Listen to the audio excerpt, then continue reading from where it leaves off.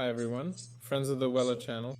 Today I'm going to show you how to set up an email address, so either on your phone or simply. For this, you need to go to the Play Store. If you're on a mobile device, you'll need to go to the Play Store, just type email, and then choose an email provider.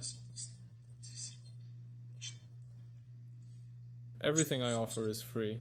Well, the most popular option, of course, is Gmail. Let's open it up.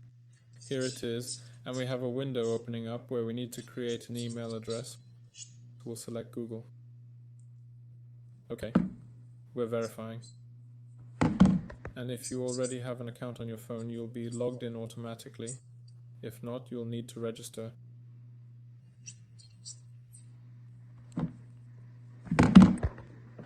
In that case, we click on Create an account for personal use and fill it out.